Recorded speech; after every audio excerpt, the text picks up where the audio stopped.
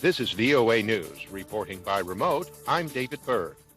Myanmar security forces killed more than 80 anti-junta demonstrators in the past few days, according to reporting Saturday, as activists demanding the restoration of the ousted civilian government again took to the streets in the southeastern part of the country. Myanmar Now News, witnesses, and the Assistance Association for Political Prisoners said the killings occurred when government troops fired grenades at protesters in the city of Bago, about 65 kilometers northeast of Yangon, Myanmar's largest city. Demonstrators protesting the February coup returned to the streets on Saturday. Crowds marched in the township of Launglone as well as nearby Dawei city. At least 8 people were killed by security forces in Dawei since protests began against the coup in February. Ukrainian President Volodymyr Zelensky on Saturday stressed the importance of Ukraine's territorial integrity, the de-escalation of tensions in eastern Ukraine, and peace in the Black Sea region following a bilateral meeting with his Turkish counterpart in Istanbul. Speaking at a news conference alongside Zelensky, President Recep Tayyip Erdogan of Turkey said he hoped the conflict would be resolved peacefully through dialogue based on diplomatic customs in line with international laws and Ukraine's territorial integrity. Zelensky's visit to Turkey, a NATO member, comes amid renewed tensions in eastern Ukraine, where Ukrainian forces and Russian-backed separatists have been fighting since shortly after Moscow's 2014 annexation of Ukraine's Crimean Peninsula. Visit voanews.com for more. This is VOA News. Britain's Prince Charles has expressed his family's deep gratitude for the outpouring of support following the death of his father, Prince Philip. AP's Karen Chamas reports. As the nation mourned the loss of a much-loved member of the royal family, Buckingham Palace announced a royal ceremonial funeral will take place April 17th at Windsor Castle.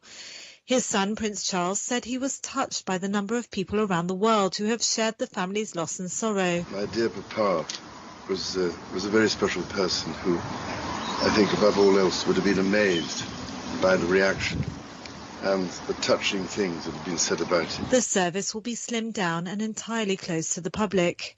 Philip's grandson, Prince Harry, will attend the service along with other members of the royal family. His wife, the Duchess of Sussex, who is pregnant, has been advised by her doctor not to attend.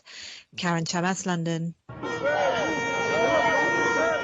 Hundreds of protesters took to the streets of Bucharest on Saturday to demonstrate against restrictive measures implemented by authorities to help curb the spread of COVID-19. Various groups converged in Victory Square and University Square as they expressed frustration over restrictions, such as curfews and business closures, which came into force at the end of March. Saturday's protest was one of a number of recent anti-restriction and anti-vaccination demonstrations that have taken place in Romania in recent weeks. It was held on the same day that the country passed the bleak milestone of 1 million confirmed cases of COVID-19 since its first recorded infection in February of last year.